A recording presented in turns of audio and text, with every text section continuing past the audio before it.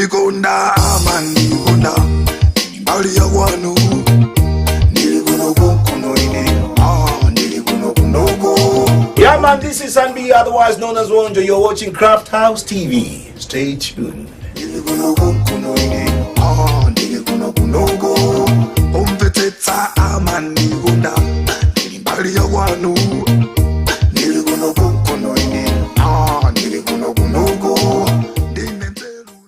A very good evening to you and yours, and welcome to yet another episode of Streethouse. This is episode 9 in season 2, and in today's guest, we've got a very, very interesting one coming through. He's an MC extraordinaire. He's a media personality extraordinaire. I'm personally excited to sit down and have this chat with him. So all you have to do is sit tight and don't go anywhere. Kicking off our show this evening is music, a flashback Friday coming in from Nameless, and this one's called Geshi Andy Bobo. Don't go anywhere.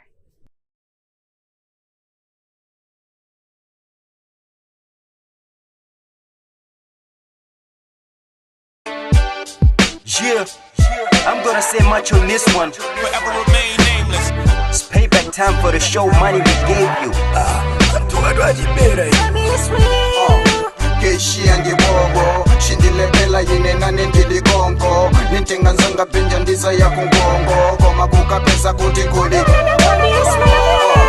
Keshi ange bobo Shindilepela yine nane ndili kongo Nintenga nzanga pinja ndiza ya kungongo Koma kuka pesa kuti kuli Zibwezi mpaka kutachifukwa Keshi andi bobo Ajisi ndiyimva nane ndili kongo Gakale yawa amarapa za makolo Ndisinyauza ofumbikobo alikonko zidayamba milungu inaiyapitai pekesera ponse akutila chinai la ista lidzafuta kutakhala kukua kuchola tupi mwina mpaka na kuvula akuti kubwera akatwiri akuulaya ajazikafika pokoma avula malaya kuyimba mwatetemya akumaukatukuta kuzipukuta pefingitawelo nkugenda wanthu amalawi nkutengeka ngati nthawi ya chape ena nkupechela mpaka na 10,000 ndemene mokunyumba anakunyamitira zipande Keshi andi bobo alidikira ni muone Keshi andi bobo Shindilepela yine nane ndili kongo Nintenga nzanga pinja ndiza ya kungongo Koma kuka pesa kuti kuli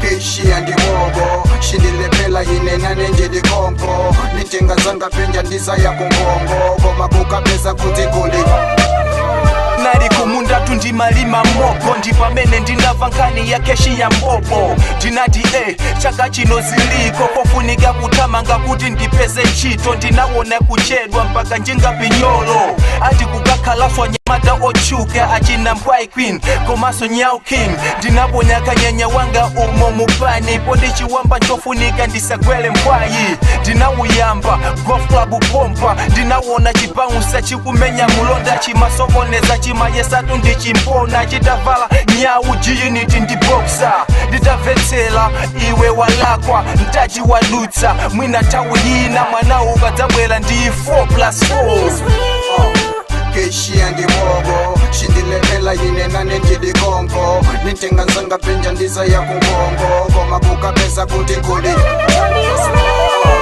Keshi andi bobo Shindilepela yine nane ndili kongo Nintenga nzanga pinja ndiza ya kungongo Koma kuka pesa kuti kuli naneso ndinati ndifumukila konko ziliko umanena chalo tabisako ndikaziwone ndeka ngakhale kulilongwe kuli kutaliko mampanga ndabwera kufika kucha nditakoka kachikeba kanga tintedi wanga embaseko maso kabanga ine kufampula 10 pin ya school fees akuti matiketi atapakomo pa polisi ngati ukufuna udzalo wela backstage uti wa manje bola changu pa towni ku backstage ine kuponya maso kucheka kuli zinyau ziwili zitachena zinazadzidzimuka izo zinandiseta kumandiyesa kuti ndine Keshi andi bobo kufuna bela wantu ine kupenya bobo osamuona mundibwezela zaine Keshi andi bobo Shindilepela yine nane ndili kongo Nintenga nzanga pinja ndiza ya kungongo Koma kuka pesa kuti kuli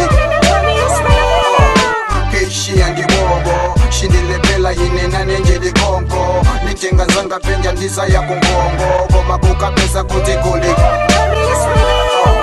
Keshi andi bobo Shindilepela ndilipela yine nane ndili konko nintenga nzanga penja ndiza ya kungongo koma kukapesa kuti kuli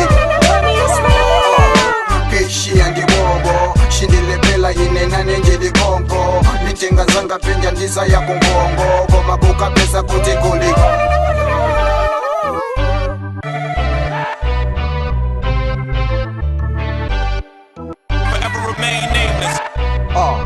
Keshi andibobo Keshi andibobo Keshi andibobo Keshi andibobo Keshi andibobo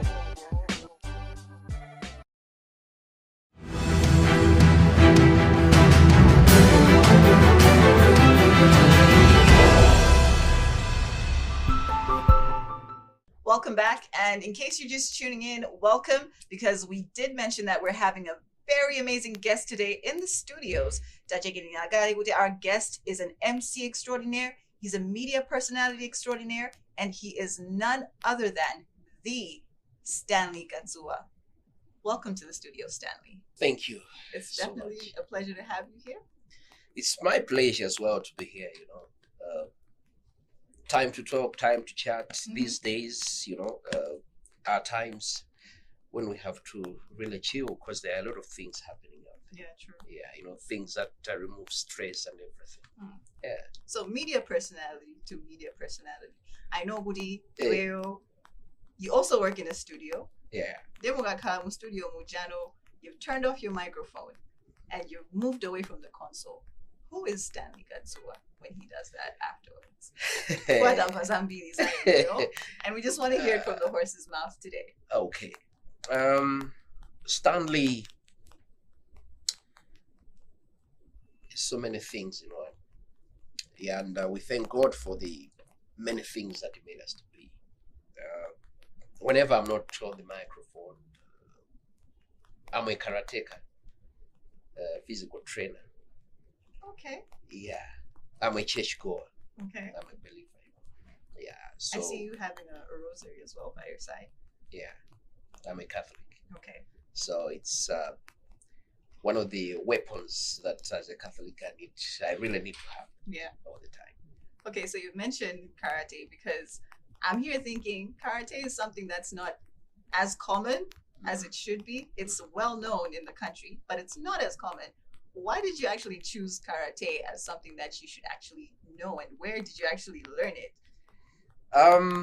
You know, karate teaches discipline.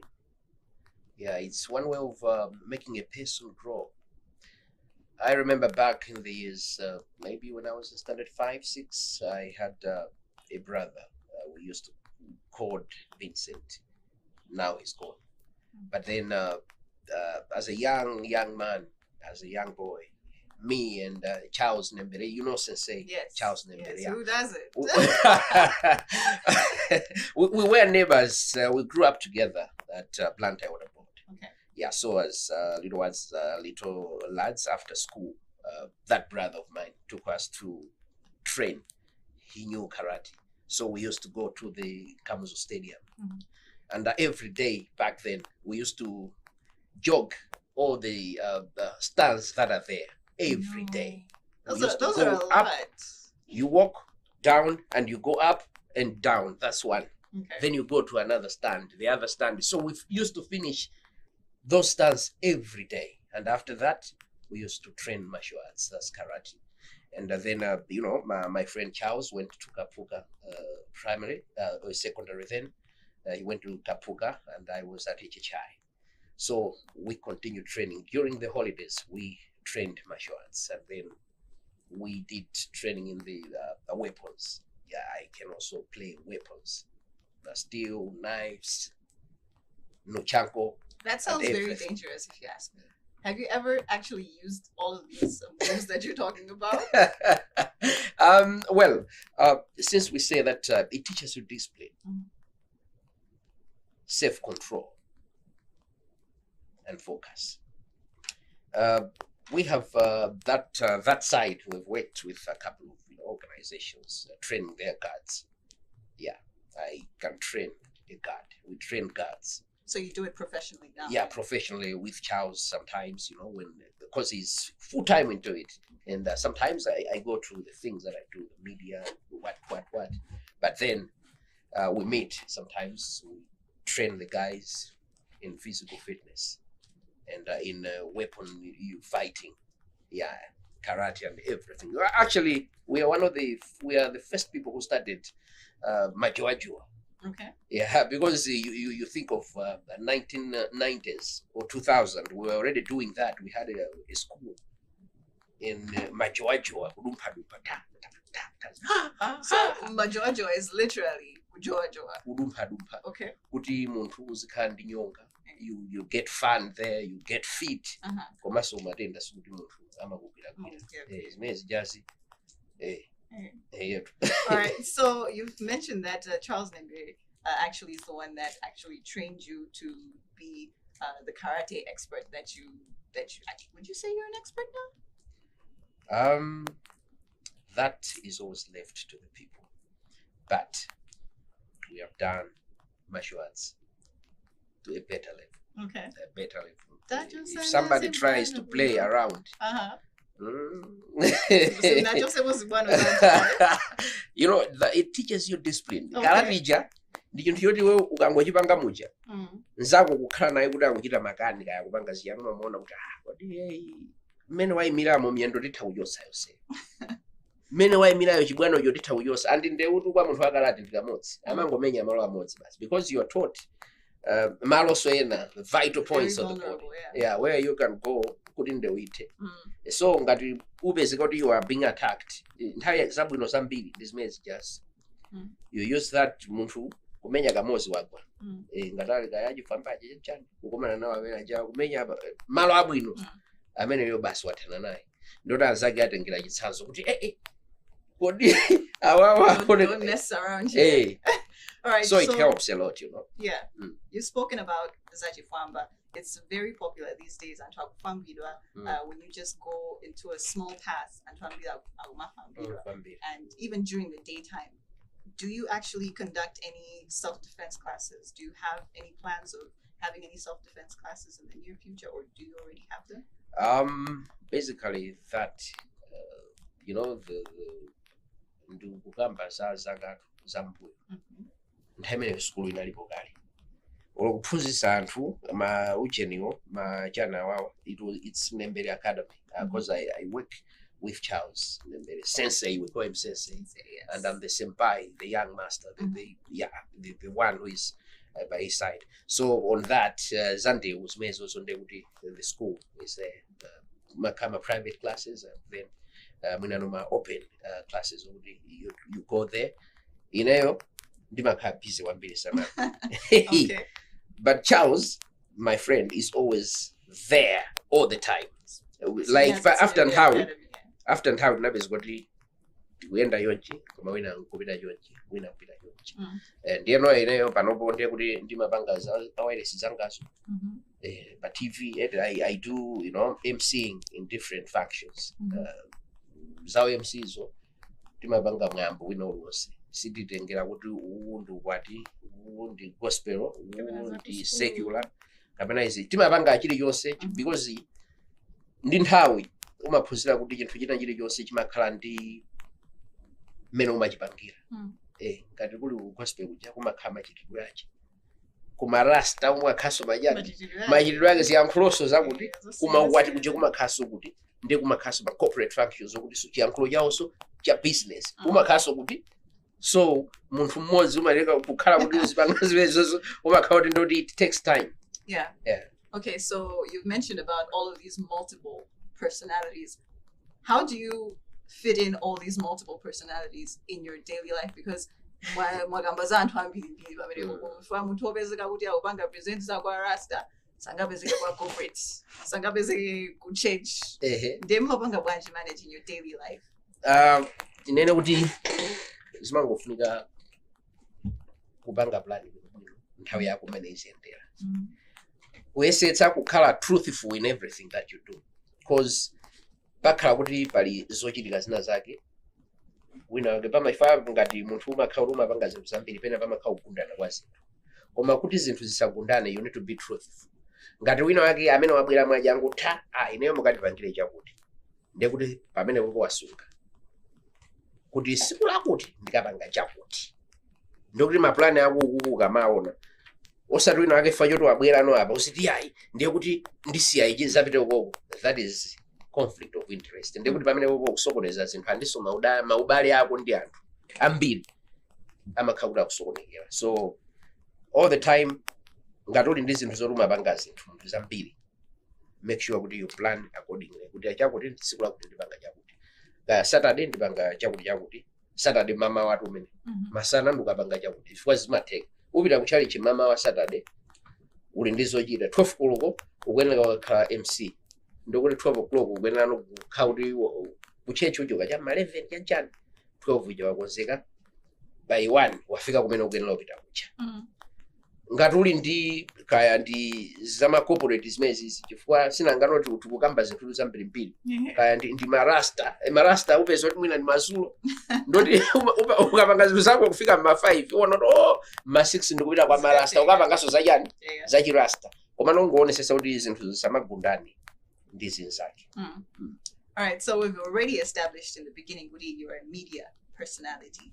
And being a media personality, how long have you actually been in the media? Because hey,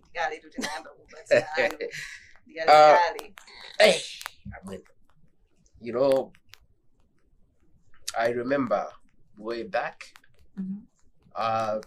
time ku Malawi Broadcasting Corporation, ku MPC, kuna program tumeitwa kuti Tin Line. Yes. Tin Line imeneyo amapanga anali Izevi Vincent Konyongwa ndi DJ Za Vudo za Matunga. He's late now. So ineyo ndinkampelekeza nsanga Raymond Segen. Raymond Segen yameyo ndi DJ Fratino. So tinapeza kuti ine ndimampelekeza Raymond.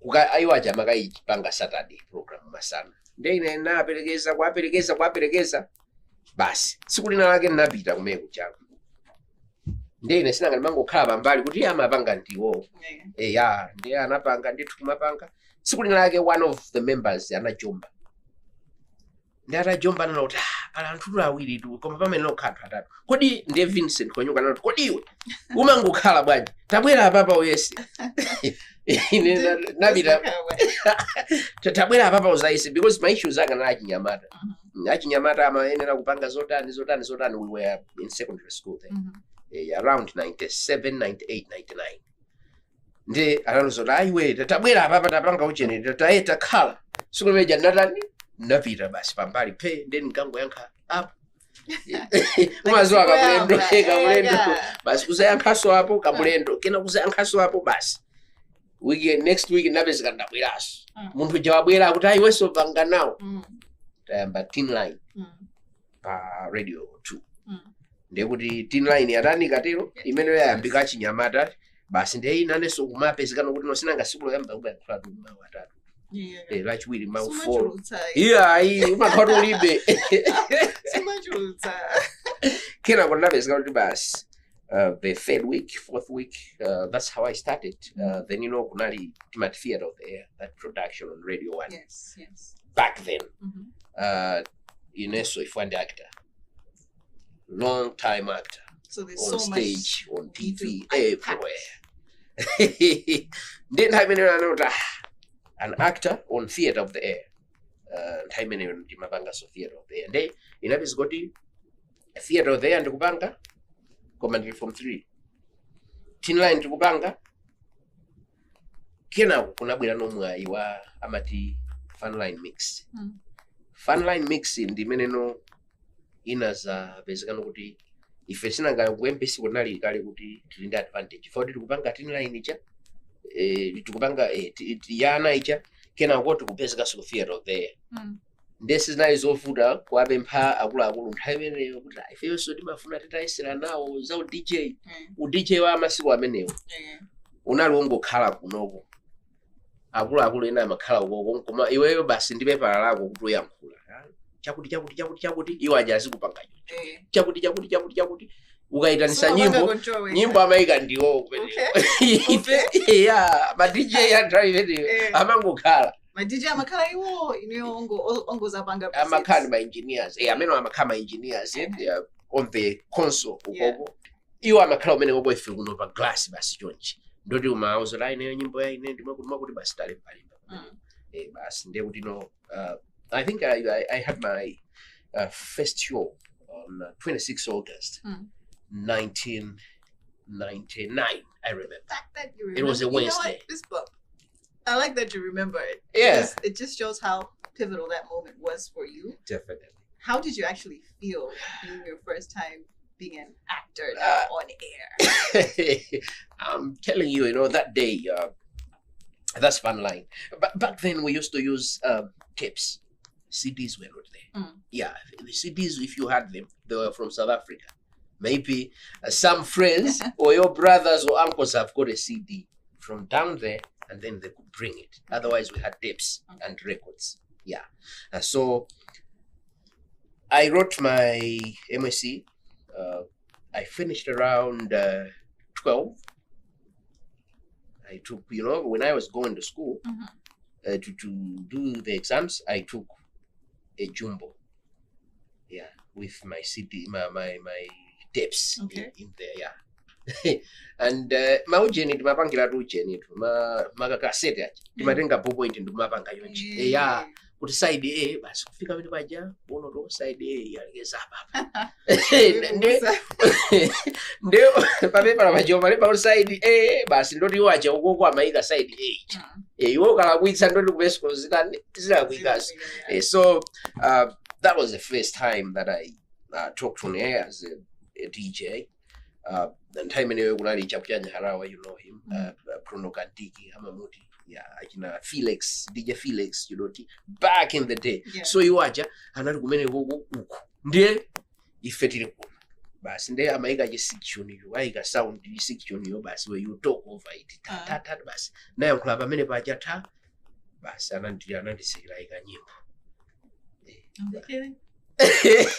nde umaona kuti anthu aja umaona amangobwera kusayang'ana yonchi kumapita uyu kusayang'ana kumapita kuti ndeyo makhabuta ndanyula so anangoti sizimene muzathekatu zimene mafuna eti anangondoza yonchi after the show ananota zathekatu zimene mafuna eti kuti ayi zatheka ina simuzatipatsa liti akuti inu osapangapuma komano I think for koyambirira kwenikweniko chifukwa chokuti ndinayo ndi background ya acting ndi tinapulumuka sikuti zoyankhula zimachita kusowa kwambiri tinapulumuka ndithu komanso the team was supportive time anatumeneko so we came out from the fun line mix and then kumene nokunkabwera nokuti tikufuna anthu azipanga midnight to dawn to make sure the graveyard shift remember 12 o'clock mpaka na 4 mama kapena 6 o'clock so ntchito ya ifeyo timangogwira usiku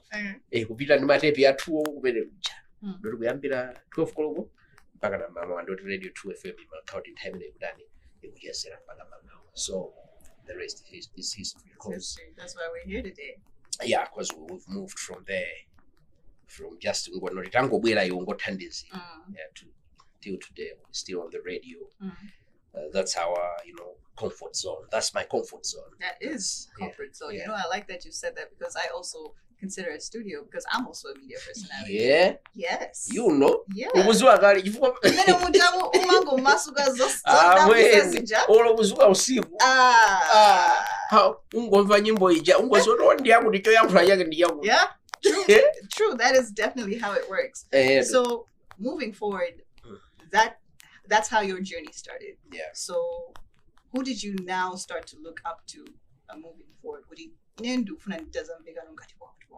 This guy Matisangasa, who is it? Or did you want to have your own sound? Yeah. Mostly you need to be or to do maybe like somebody, but you have to have your own identity because that's what differentiates you from all the other. And when I was there, I was looking up to the guys like, you know, the Chakuchanya Harawas, they were there. So they were, if you had mapita kunyumba wao vena, tikapita kunyumba kujamaruza mpanga, tabwera pana. Ndama tisigula mabuku. You won't have another African Bible College. Akupanga zajani za media janja ndama tisigula mpanga. Ona papa. Ndeti mapamene bacheti mapesa ali mpasama DJ wendilo mapanga chakuti. Kaya kuti maujo kumayankhulira over nyimbo, kaya kumayankhulira over mau kuti izizo kanika isi. Ndeno, you know, he inspired us a lot. Inspired me a lot. And, well, I tried now, but you know, ineso na indikale ineyo kuti ndine. So I chose to choose in the old school kwambiri, whether on radio or anywhere. Then I chose the old school guy. Okay. Wachibulire. Koma uli mwana. Zapopo. Ah. We've got people living with old souls that are very young. Yeah. It could be you right now. Mwene. Akuti nkazi chula kuti so old at heart. Yeah. At young at age. Yes. So young at age, old at heart. Ndiye ndimeno. Basi ulendo uja taendako kumawelesa ngapo nditu pita but now I'm back. Yeah, you know, ngati maneno ti manainte chakuti. So take us through that journey. Which are the radio stations and the media houses rather that you actually worked in? Yeah, okay. Patali nthawi yake ndi sanapite ku MPC bwino yayi. Ndinabesa Hey, koma amwene. Ndingonena kuti ndinkhani zambiri. Koma no when from 1997, 98, 99 to 2003 nali ku MBC Radio 2. Nachoka 2003 to 2004 ndinapanga kwambiri theater kwambiri. Yeah, that time ndimene kunali na Nzikambe Theater Company because I'm an actor in Solomonic Peacocks. I'm the creative director there. Nice. Yeah, for Solomonic Peacocks. Now, that time na Nzikambe nkafuna anthu ama groups osiyana. So ineyo from Solomonic anandilenga ineyo ndizanga wake mamoti Louis Masamba mu African Macbeth. That play African Macbeth was one of the hits in the country. One of the productions that, you know, yokuya. Then we toured the whole country. Then we went to Zimbabwe with that same play. African Macbeth. Okay. Yeah. So, in that year, 1 year, from 2003 to 2004, I was strictly on acting. If one interview with radio, MBC 2003. So, tonight and play manager mpaka na kuidani, we malisa. Then I went to Capital FM. Okay. Yeah, Capital FM, 2004 up to, and you Capital FM. Inali riongo tena uti Capital FM nango pita kwa ineyo ntaona ta ndikumapita and how sindi kumakomana nawo ini yake we. Nabe zikoti sikulina napita. Then now so land mafuna Mr. Osman. R. Osman. Ndiyana kuti iwe ndindani ndikuti Stanley Kadzuwa wakuti ndilandi ndima ku MPC yanchana akuti okay akabwera ati auza. Then I went there tsiku lina ndinakoma ndi mwana wawo koma the other time ndakomana nondiwo ndeno ukamayankhula nawo mjama khora kupanga kale interview iwo yeah amakhaura ako kuwerenga kale andine ukapita FM nangopita ngati kukomana nawo lero mazulu ake o shift. So it was immediate hiring. Kungokomana nawo mazulu ake shift. Kufika yule paja kuuza ta ndiye console yathu imenda isinanga ma software osiyana siyana ozayo software yayo itu indina so isipasiyana ka. Komano that's how I went to Capital FM. Through word of mouth. So I started there from 2004 to 2011. Okay. 2011 I joined Mitch, Malawi Institute of Journalism. Mitch so I had to stay with Mitch up to 2018. That's when I went back on the 1st of May to MBC. That's where I am now. All right. So you've been in this for such a long time. We thank God. We really We do. thank God for that. Sustainability is just profound to listen to right now. I say, ngati 19 when we talk of 1990 yakuti but ifana wina waga amene wabadwa wagera wamaliza pano pali mu media mo tikugwira naye ntchito limodzi watipeza. And now you're the ones that are passing on the knowledge. Well, that's good. Yeah, so we thank God for that. All right, so when it comes to notable changes that are in the media, what do you think has changed from back in the day? How do you think media has evolved from then? Is it positive? Is it negative? What is it that you see? Wow. There are positives and negatives. Because way back, and from a kunali mafloppy disk. I mean, my floppy filter is like got nyimbo za floppy. Wow. Really? Kubwera matepi acha. Kubwera ati maujeni tuma mini disk tena taketicha. Tumeticha tagwirisa ntchito. Ndikusabwa marecord aje ndesinanga nalipo kale. Komanso mariru I think it was chimakhala china chake chachikulu kwambiri chiriru zimareels ukuzidziwa ere zimakhala zangati zimakaseti koma icho chimakhala chachikulu kwambiri tagwirisa ntchito zimezi kena kuno ndikubwera no computer ano bwinobwino kuti ma CD aja kumabwera ma flash kumafika siku la lero amwene panopo things changed, things that used to take so long to be done back then.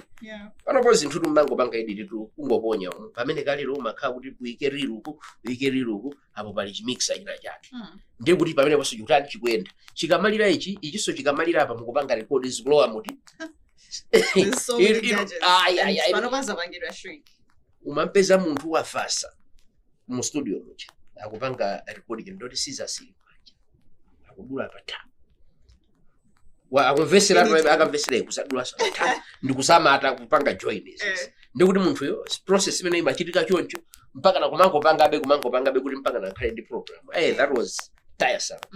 So you've been there to witness that. Definitely, we have done that. Yeah, we've done that. We've pushed through that. Okay. So I know kuti ariru maransi chachandi tikuziziwa so kuti literally now umapeza kuti panopo things are very simplified. Even my gadgets amene amayuza panopo anthu amene akuyuza panopo ndisabwino kwambiri sizoti manyamula katundu mpwempwempwe panopo kuma OB kuzaza bali bose panopo things have been simplified.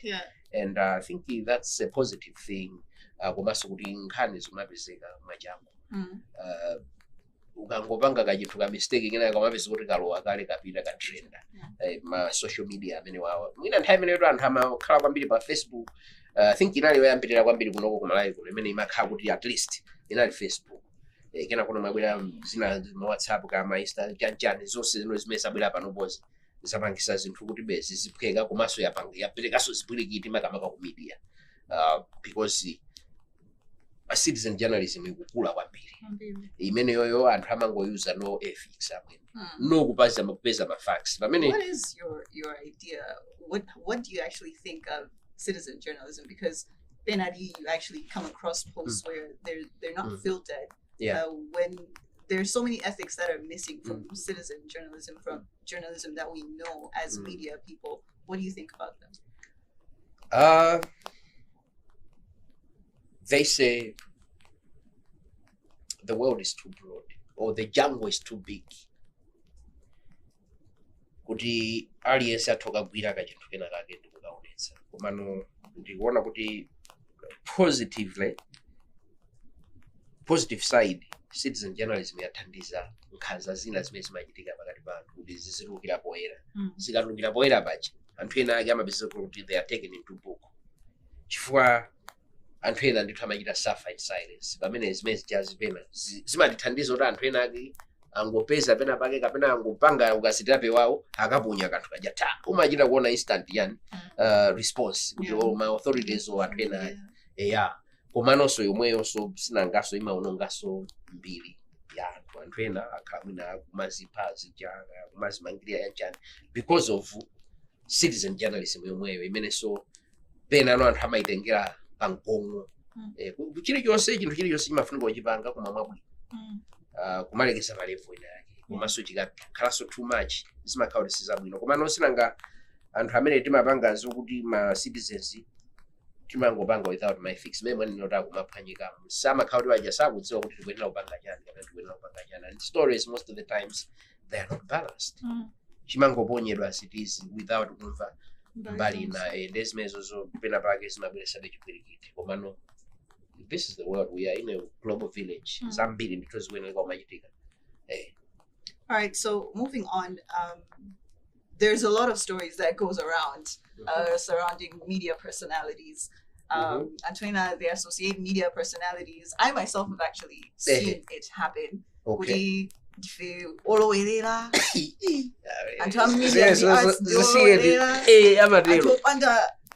Behavior kinagage. What do you actually think about that? Zomwe zimachitika zone noti media ko kuli atrena olowererawo alipo same is anywhere else in the world. Makampani muli anthu olowerera tumene amwene kamupita kulo kuchapo munawuso ali ndi ma issues awo, kumpira kuja ali ndi ma issues awo, music kuja ali ndi ma issues awo, ma accountant amenewa ali ndi ma issues awo. So chifukwa chokuti anthu a media kwambiri amakhautira kuyang'anidwa kwambiri, mwina chimodzi chimene wachita wina wake anthu amachitenga kumachipanga balloon ngati kuti generalizing it kuti anthu akupanga zinthu zimenezo, komano mostly life is what you make it. Iweyo ngati ukuzisiwa kuti iweyo ndi wakuti, it's fine. What people say doesn't matter. What people say is what they think about you, but it's not you. So amakamba ade anthu kuti ku media kuti uli zakuti komano you know media it's one of the professions imene anthu ake samakula, they don't grow. Because they're always on the move, always interactive. Amwene anthu ambiri amene ali media kuti musaona amaoneka kuti sakukula, umaona amene analili kalikali muja mpaka pano aliyo njobe. It's one of the it's one of the evergreen, you know, profession that people can have. So the people are always friendly. They and many oyo zimafuta kuti mwina the guys are friendly. Chifukwa abes kuti amacheza ndi anthu awa ndi anthu awa. Komano ngati Nyamata akamacheza ndi atsikana uko. What awuyeza soko ndazi bamboso uko. What people will see is asikana. Isaona azibambo amene iye wa media amacheza. Inu yonse chimodzi kuti muziyeza nda asikana ambiri uko mukamacheza nda Nyamata sa media iwo saona asikana. Aona Anyamata. Ndi amajaji. Pamene sisa yoto. Wele. Nanga zinu komerera so. Kaso de komerera. Tough out here in the industry, man. Really tough. No. We gotta keep on pushing. Man. Yeah, man. All right, so you mentioned some challenges. What do you think? You mentioned growth, actually. Yeah. So, how do you look at the media industry right now in Malawi, being a media personality yourself? How do you look at the media industry right now? Do you think we have reached a level where so they can actually say Malawi in terms of the media industry, or are we still crawling to get there? We are revolving around the revolution. Okay. Yeah. We are moving with the trends. We are moving with them. A couple of guys are taking it. And apita nawo kumene kuja kumakagwira ntchito zimene zijazi. It means kuti anthu ena ake somewhere they appreciate. Mwina we have anthu mwina ku BBC, ku Doshvera, mwina ku channel ku SNBC, ku channel okuti they report from here kumabasa anthu aja kumene. It means kuti at least, you know, they do recognize kuti anthu ena akeso amachita so ntchito zabwino. Panopo the difference is if you made in Kamba, how it is. What you needed to have was to talk sense. Ka English bangono kalume bwino no qualification. Maskulu ayambano yabo mpano dokuti afana ukamenya ucheni degree ukamenya jan. Yetu ma masters amene wamakuti zina yambika chama two sound zafana two sound zama two sound in the first place, it was good. And it means good if people are getting higher and higher and higher to the getting the notes, getting the papers. I think that's a good development, and we still need to push because sometimes what you get, or basically when you have a passion, because I think journalism is a calling on its own. Yeah, it is. Yeah. Journalism is a calling. You need to serve the people. Yeah. And the best satisfaction is to serve diligently. Unena manage to gililimu. Yeah, sometimes even unena to manage gililimu is maganika. But the best satisfaction is when you serve diligently. And it changes other people's lives, because Antwena, they believe so much in the media. They take everything that the media says as something that is the truth. So when you serve the people truth, then the people change. It changes their lives. I think it's amazing. Gospel truth. Yeah, yoga media, yoga. All right. So when it comes to there's a lot of rumors that go around that the media is not appreciated enough. You may have sat down in conversations where Antoma media, we're not appreciated enough. Yeah. When it comes to recognition and when it comes to also exposure as much as we should be exposed, and also many compare media. Yeah. It has been raised in many conversations, but it's not appreciated. How do you feel about that? Do you share the same views, or do you share something different? Life is what you make it. This minute is my critica winner. This minute is my critica uno. This Oceana. Perspective in Antena Makanayo winner. Di winner so Zimasiana. Palima countries ambili. I mean media icha. Amaibanga 1 billion value, 1 billion more. Ndio utaweza wina amaibanga 40, wina amaibanga value 50%, wina mabuti. Mostly we have different economies and different scales of the things that people do, or the attention that they give. Yeah. Mwina vita upanga mwene South Africa tu ndiziwo bita wambili utali wambili. Utali man. You should expect good everything. You can different. See fanana ndi kuno bwaye. Olo Zimbabwe siana amasewera ya. Even Zambia. Yeah. Siana amasewera ndekuti what they do there ndi kuno bwe ikazo siana basi silikhawo fanana. I think maonedwe yawo asimfuso anthu akumene kokondora khasotani osiyana. The problem udi mwina apena wabese kuti anthu ena media amazaitenga kuti ikhale kumapeto, yet it's imene napenaso kumakhala kuti kumayambirira chifukwa chonena kuti pamakhala organizations they want to do something, media amazaika kumapeto komano amene atu akuyenera kupanga zinthuzo nda media. Thank you for bringing that up. I mean, when I was among children, and that media would house and who are banking chan. It's same, it goes to my artists. Yeah.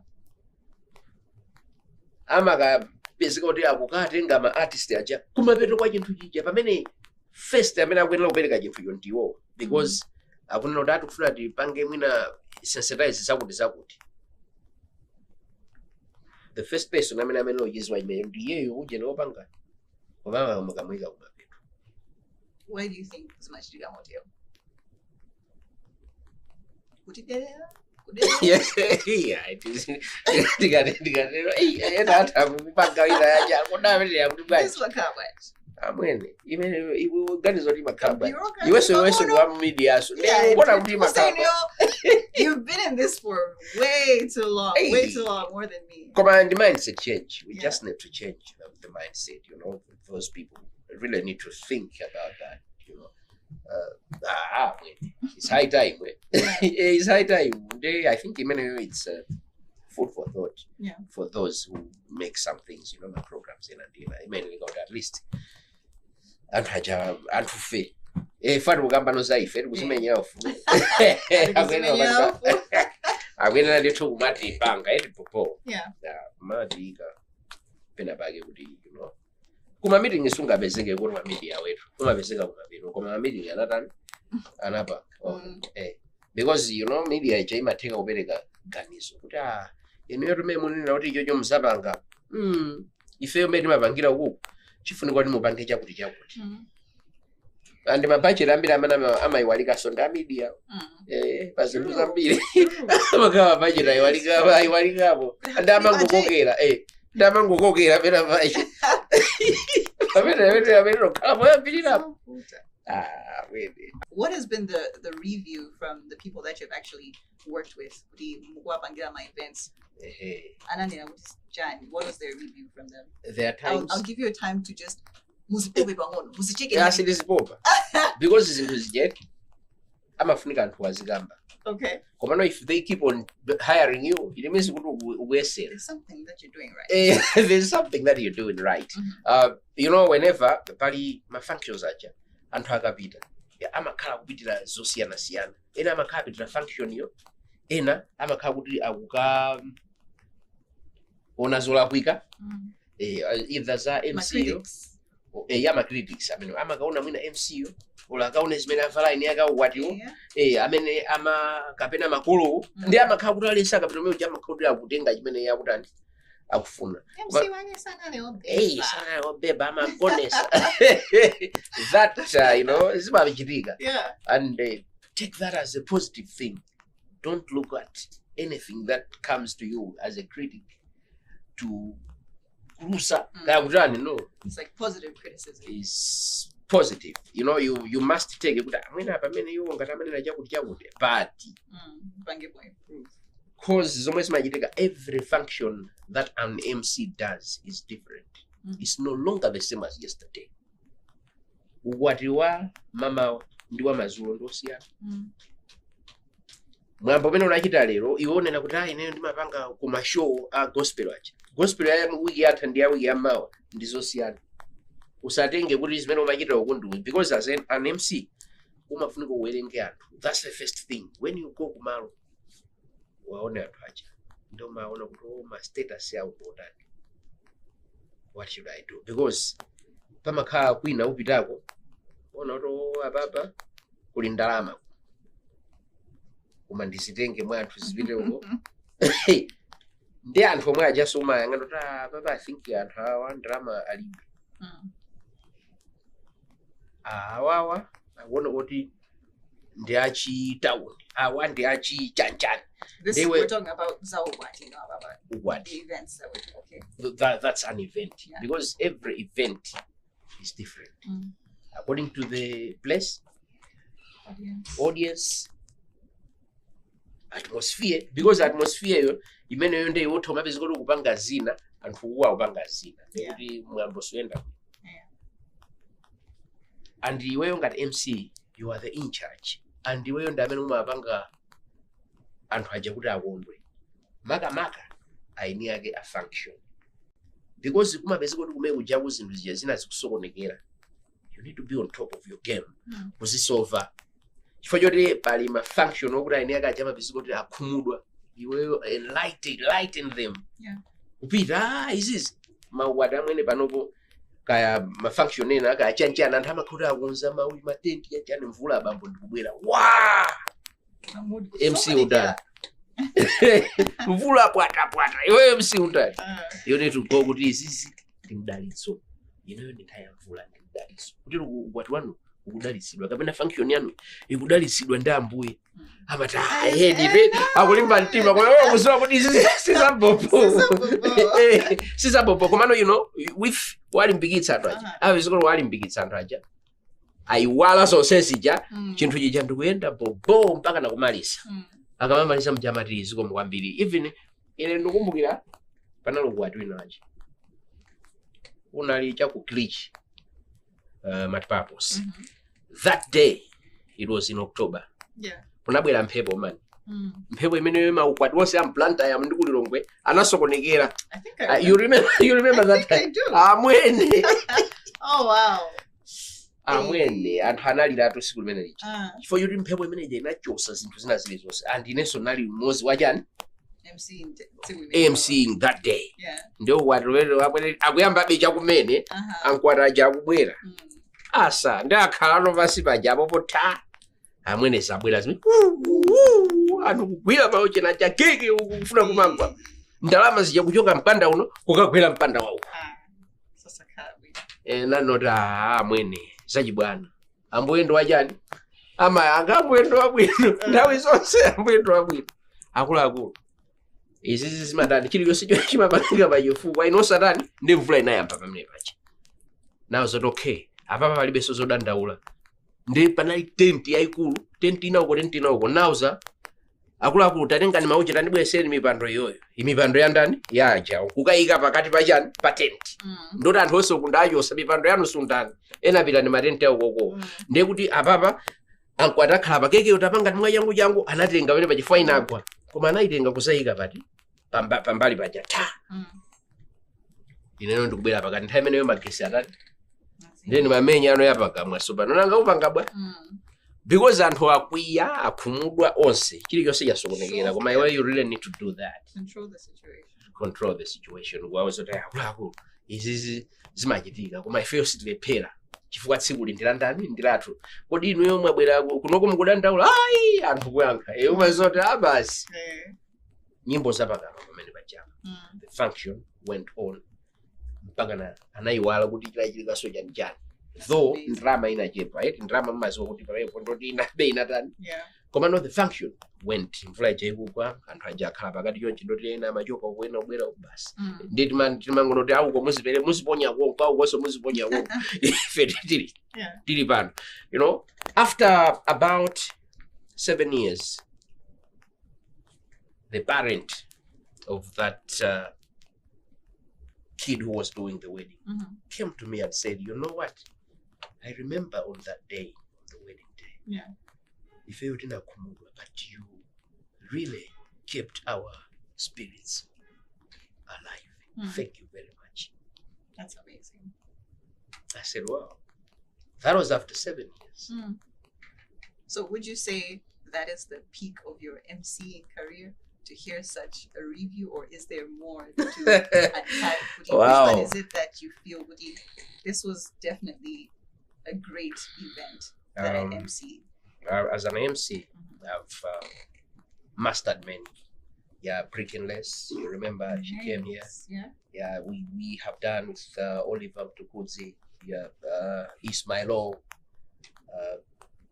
mentioning in Malawi, any other artist who is here in Malawi. I've mastered their shows, everybody, because all the groups or all the guys who are now, you know, making a break in the music industry in the 90s, they were just starting, and we were starting, so we've moved together. So we have mastered any of the shows, any of the gospel guys, anybody who is here, we have mastered their shows.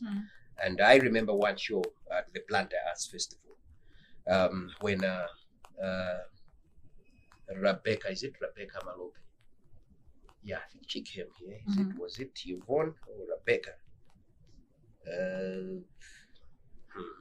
Must have been Rebecca. Must be Rebecca. Yeah, at the Planter Arts Festival. When she finished, playing, singing, she was leaving. I said, "Hey, come back here." And I asked her, "What did I say? You will." Umakumbukira kumalawi kuno wakukonda bwanji komanso how many albums have you had in the past years, and she came ndikundigwira yonchi and anandiuza kuti ineyo adayamba nokulongosola zakezo, but I remember that moment so much because she said she came and poured out everything that she wanted to say, and I felt that was good. She's a star. She is a star. She is a star. Yeah. I'm telling you, and those are some of the things that not many MCs do, because those are some of the things that we just think and we just do. Iyo je wamaliza wimba akupita kumuza ase tabwera iyo je ndikubeza kuna mafuna zisika pa stage ndikubwerera ndikuzande kupira mkhosi ndikuyamba ndilongosolera phani zake zimene nafusa anthu anaziwano zinthu zina zimene samazidani samaziziwa. That was somehow created. Yeah. Yeah. All right, so when you've talked about MCing, how about in the media? Because you've been in here for quite a long time. I know you must have so many memories, but which one is it, or which ones are they that stand out for you, Woody? This is it, guys. There are so many things that I remember, especially when I do old school shows. Okay. Yeah, I remember one program that I did, that I started. It was called Ogondelwa Wondelwatu. Yeah, that was one of the shows that I loved so much, because we were talking to people. Aliyense, Oti Amajira Zaki, we were finding the people who made them to be where they are. Yeah, so I think hosting that show was one of the best things, because Andra Masuka. Zinthu zina zokuti anthu ajasanga nini amapezekoti in that show azine nanda mukakapesa nomunthu wina kuti wambwirerano kuti ine anandipanga ndakuti akuti ukapita kwa amene ujayi. There were other things that were said about the people we love, the people we know. I think and ineyo ndi my memories. I think those are some of the moments akamaipa mafuna amwene yeah, that's a satisfaction in its own when you satisfy the people who follow you. Yeah. All right, so we've spoken about how you're an MC extraordinaire. I think we can safely say that you are an MC extraordinaire, because hearing from your stories that you've given us right now, it's definitely giving extraordinaire MC. Wow. You've also talked about how you are a media personality. I want to say media personality extraordinaire. That wasn't what I know. So we're also going into how you're a karate sensation as well. And you also have, I'm sure, other things that you haven't yet shared with us. What is it that Stanley Kadzuwa does other than being all of these things? Well, being a media personality, I do voice ads, writing scripts, producing those, ads. Church, church. I'm the chair for YCW, that's St. Anthony, in Chinyonga Plantai. I'm also the treasurer for Catholic Men Organization, Bungras Bambalama Church. I'm the treasurer. So, you need to Timakala. Maga kapirana ndasi bampu sausimu maga za ufumu wa kumene uzatipangisa ndithu kuti tikaimbe osana kumwamba, ndiye kuti timakhala kuti tili chali chikumeneko. Komanso I have passion in za ulimi. I have about 2 if not 3 programs za ulimi where I work. I love that. Gamba zajirengedwe kupanga za ulimi. Those are some of the passions that I have, and meeting new people, chatting. I also sometimes write poetry. Siwezo ndioti pena noma zakhala kuti I think izi ndisapange fo anthu azandikwana. I think sikulina muzabwere kuti anthu azandikwana kulanda bwanji nani tazitayeni zinazo. So we do poetry as well. Okay. All right. So when it comes to the African spelling bee, because I know and I've Oh. heard about that. You thought I'd let you go without it. Did you really? Tell us more about that. Okay. The African spelling bee inayamba chamba 2010 11 chanchani zaka zake ndizimene so actually the founder is Louis, who is my cousin. So Louis had that idea and ananena amwene ine ndifuna kuyambisa za spelling bee ndi anandipatsa nthawi imeneyo program ya ku America timati national written scripts ya ku America so Okay. ndi tinkaonerano imeneyo ana akupanga spell mawenzi akunoti ineyo ndifuna kuti kunokoleza pange iti imeneyi ndi kuti umati tunde zimezi zabwino umano zingabe bwanji because zimezozo ndizokhuzana ndi maphunziro. Yeah. Utha ukayambisa munthu wotcha nkhumba, utha ukayambisa wotcha nyama ndizosavuta koma naza school kuti ukalowe ku school man sizosewera because it's their system. You know, it's the same as a health system. Sungangolowa zachisawa. Ndi achimwene angawo Lucie. Ramazora I think it is this. Zofunika ndo ukafunsa. Yeah. Ndero okay. Anapita ku division ya school ya Southwest Division ukafunsa umene kuja kwawo kuti mafuna ndiyambise program zimatani. Ndi anaonesa program ichapa. I think I was there as well. Waonesa ndi wajano nsa is this? Ndi anthu amakwambira amangu akila and the bee. Yeah. You know, I was actually about to ask you, was it a reference from Akila and the bee? Ndiye inapezekana kuti tikumaiona kuti zinthu zake ndichonchi mpaka na ku ministry aku school jana kuti iyi ndiyofunika mupange research. Why you are doing that? So the research was done.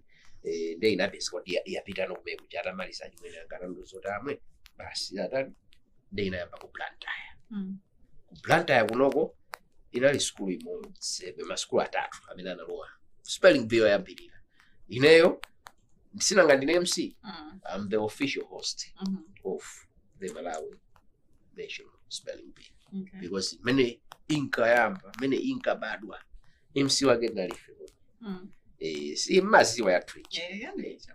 Basi no chanchani ndeno sinanga mangolomera ena tinatengera pa ucheni pacha pa national scripts ya ku America ija timaona kuti anthu amatere nde ife so we should weave it like this komano mawedzi aja ndi asichokera kuti that's when ma words aja anayambidwa kumayanganidwa komano ma words ya national scripts ya ku America amakhala olimba kwambiri man amakhala olimba kwa basi nde ifeno akunoko anapangidwa nokuti at least akuti akunoko so inayambika spelling bee. So I've been there from the very beginning till today, and it's growing.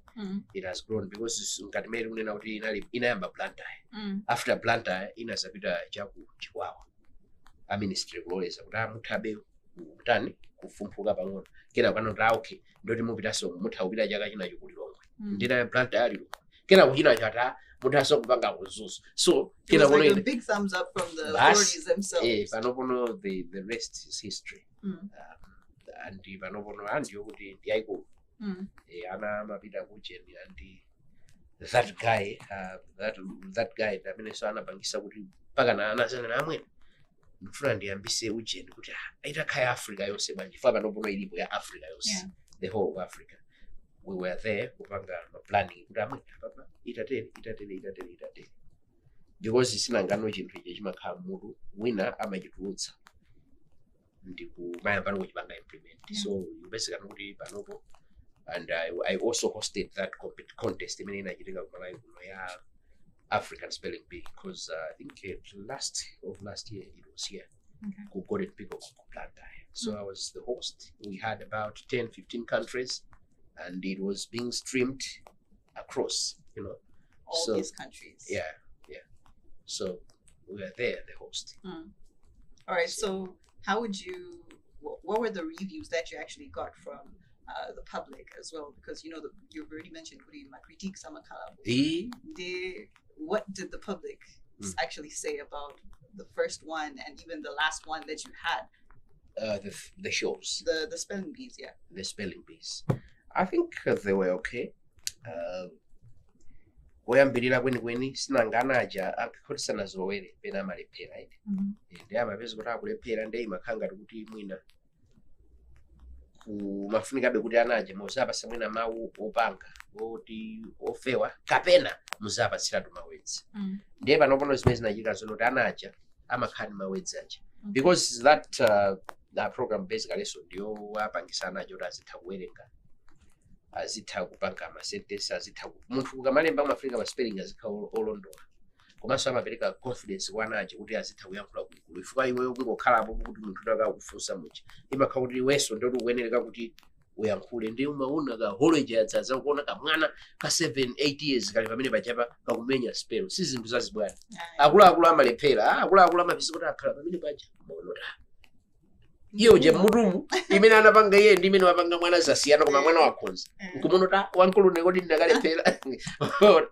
yeah so my reviews nalipoonena kuti zinthu izi zimwina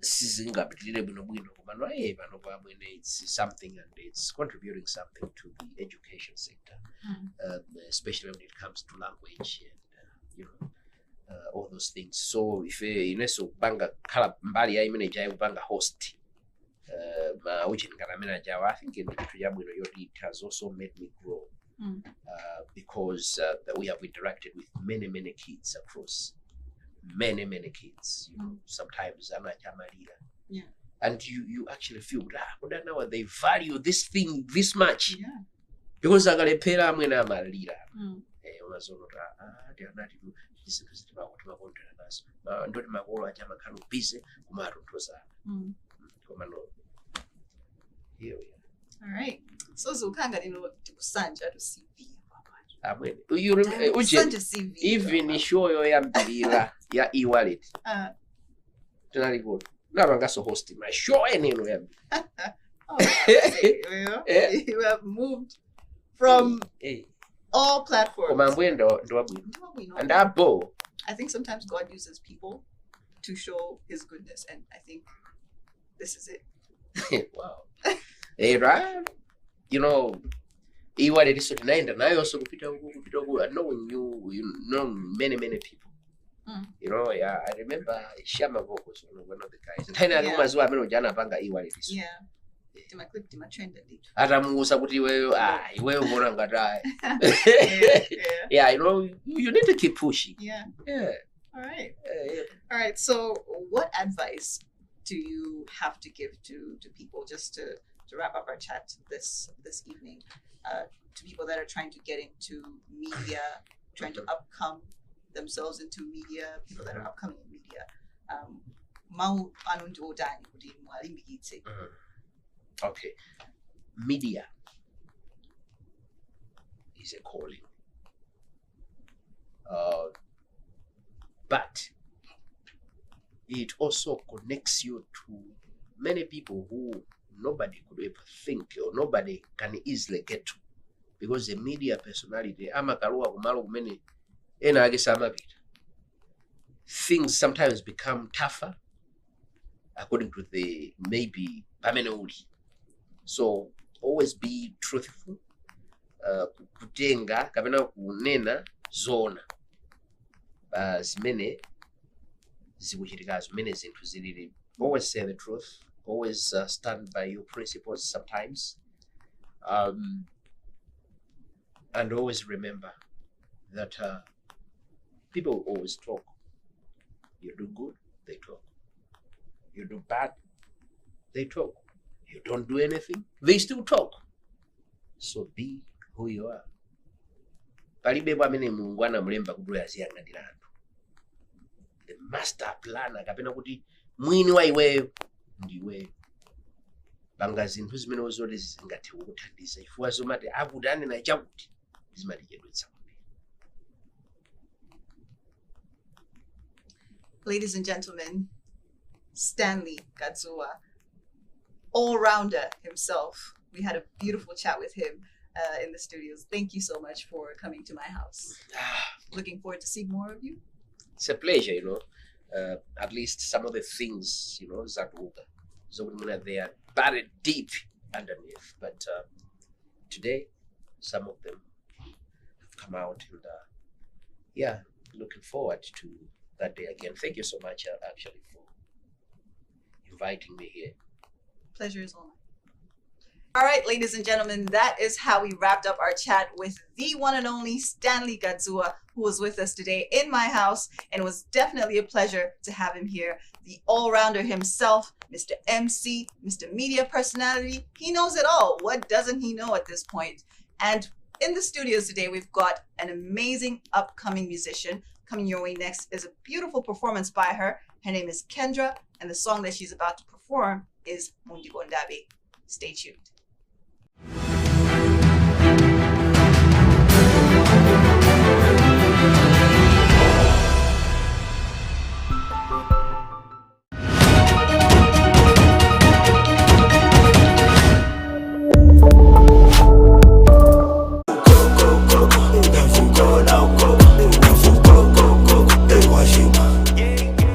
Gangsta Maduro, Allah Salim Momo, Mapao Dara now, Ewaola. What it do, my good people? It's your boy Afana Caesar, you know Pepsi, Yama Shasha, I'm a Kingpin. You're watching Crafthouse TV, game changer. What it do?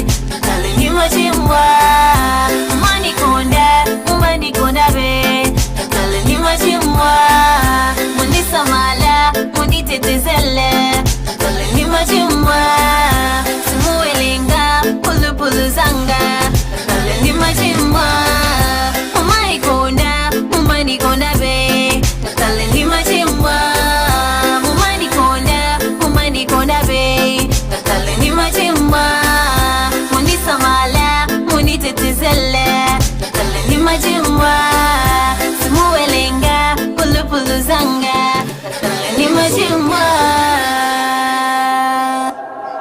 Rock Rice Production.